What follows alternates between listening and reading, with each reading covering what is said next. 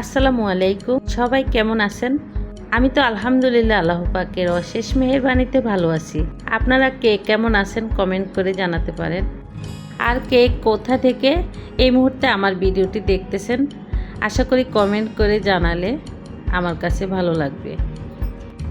যাই হোক, সবসময় আল্লাহ পাকের দরবারে দোয়া করি আল্লাহ পাক আমাদেরকে যাকে যেখানে যেভাবেই রাখছেন সবাইকে যেন ভালো রাখেন, সুস্থ রাখেন আর হেফাজতে রাখেন। দেখেন আমাদের ঘুমন্ত টুকির অবস্থা, ও একদম মানুষের মতো আনাড়ি করতেছে। আমার ছোট ছেলে পিউ বলতেছে, এই উঠ, আম্মুর বিছানা থেকে উঠে যা, আম্মু এখন ধমক দিবে। আমার বিছানা ওকে উঠতে দেই না। এই পর্যন্ত 2-3টা চাদর, নতুন নতুন চাদর ও নখ দিয়ে এভাবে ছিঁড়ে ফেলছে। যাই হোক, রান্নাঘরে চলে আসলাম।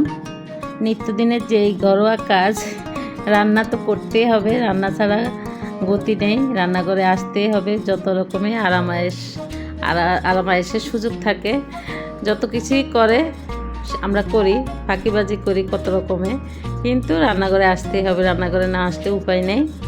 তো শরীর যখন খুবই খারাপ থাকে, মন শরীর দুইটাই যখন খারাপ থাকে, তখন আমি মুরগির মাংস বিশেষ করে এভাবে বসাই দিই। আর গরু মাংস তো বসাইয়ে, তো গরু মাংস এভাবে কাঁচা মশলা হাত দিয়ে মাখিয়ে বসালে যেহেতু খাওয়া যায়, তো মুরগির মাংসও খাওয়া যাবে না কেন?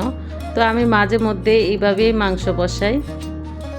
তো আমাদের বাসায় মাছ, মাংস, তরু তরকারি সব কিছুই প্রত্যেক দিনই খাওয়া যায়। বিশেষ করে মুরগির মাংসটা বেশি খাওয়া যায়, খাওয়া লাগে আর কি, রান্না করা লাগে। আমার ছেলে মেয়ে মুরগির মাংসটা বেশি পছন্দ করে। আর সহজ শর্টকাটে মুরগির মাংস রান্না করে দেই, তরকারিও রান্না করি, তো ওদের জন্য মাংসটাও রান্না করতে হয়। তো কয়েকদিন থেকে শরীরটা বেশি একটা ভালো যাচ্ছে না। অত শরীর খারাপ যে তাও না, একটু ম্যাচপ্যাচ করে। তো সকালে নাস্তা খাওয়ার পরে শরীরটা একটু ছেড়ে দেয়, একটু মাথা ব্যথা করে, এই তো নানান রকমের সমস্যা। তো মুরগির মাংসগুলো ভালো করে কেটে ধুয়ে পরিষ্কার করে কাঁচা মশলা পেঁয়াজ বেশি করে দিয়ে একদম হাত দিয়ে ভালো করে মেখে চুলায় বসিয়ে দিয়েছি। আমার যে মাঝে মধ্যে শরীরটা খারাপ লাগে, তো আমি মনে মনে হাসি আর ভাবতে থাকি আসলে বয়স তো কম হয় নাই, দিনে দিনে তো বয়স বাড়তেই থাকে। তো বয়সের একটা ভার আছে না, তো সেই জন্যই শরীর খারাপটাও চলে আসে কয়েকদিন পর পরে। আর সংসারের কাজকর্ম সবই আমার একার হাতে করতে হয়। তো মাথায় যেমন একটা টেনশন প্যারা থাকে, শরীরেও কিন্তু অনেক চাপ পড়ে। সব কিছু মিলাই শরীর মন দুইটাই খারাপ থাকে। তো আবার ঠিকও হয়ে যায়, আমি ঠিক করে নিতে পারি আল্লাহর রহমতে। আল্লাহর কাছে সব সময় দোয়া চাই, আল্লাহ যেন শরীর মন দুইটাই ভালো রাখে, সুস্থ রাখে। আমি রান্না করার জন্য যখন রান্নাঘরে আসি, তখন আমি মোবাইলে আজহারির ওয়াজ ছেড়ে দেই আর কি। ইউটিউবে আজহারি সাহেবের ওয়াজ শুনি। ওয়াজ শুনতে শুনতে আমার রান্নাবান্না কাজকর্ম হয়ে যায় অর্ধেক। আর বিশেষ করে আমার শরীর মন ভালো রাখার আরেকটা বিশেষ ওষুধ আছে, যেমন খুব বেশি খারাপ লাগলে আমি ওয়াজ শুনি।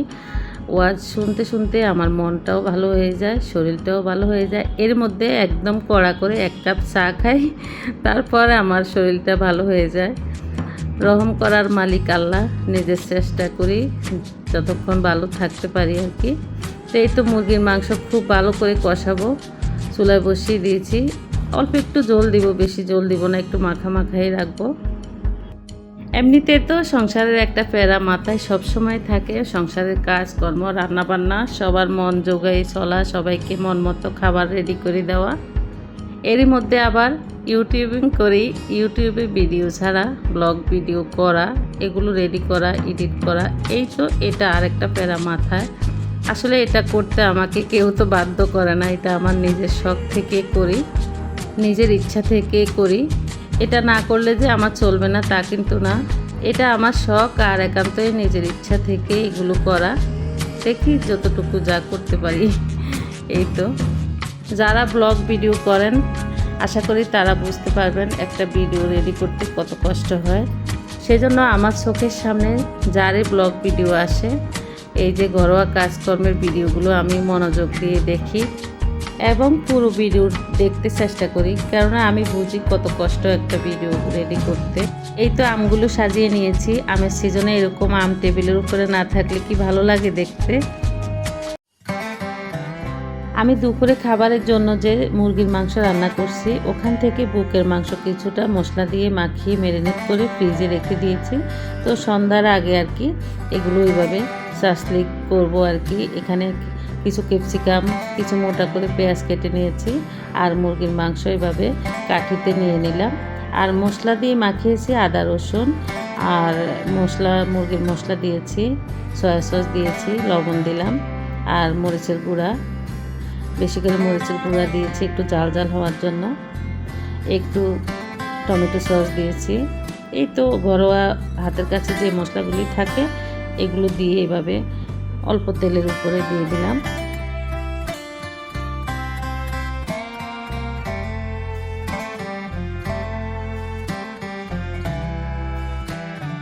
চুলায় হালকা তেলের উপরে ঢাকনা দিয়ে একটু ভাজা করে নিয়েছি। দেখলাম পুরোটা ভাজতে গেলে একটু পোড়া যাবে, সেজন্য ওভেনে দিয়ে দিয়েছি। 30 সেকেন্ড দিলাম টাইম, তারপরে এরকম খাওয়ার উপযোগী হয়ে গেল। খেতে এত মজা হয়েছে এভাবে সস দিয়ে গরম গরম। আমার ছোট ছেলে পিউ, আমার মেয়ে, আমি, আমার হাজব্যান্ড, আমার বড় ছেলে সবাই একটু একটু করে খেয়েছি। এত মজা হয়েছে খেতে, বিশ্বাস করবেন কি না জানি না। তো মাঝে মধ্যে এভাবে বানিয়ে দিব। আমার ছোট ছেলে বলে, মামুনি এভাবে মাঝে মধ্যে একটু বানাই, খাওয়ালে তো ভালো লাগে। মানে একটু ভালো করে খাওয়াতে পারলে সবার কাছে ভালো লাগে।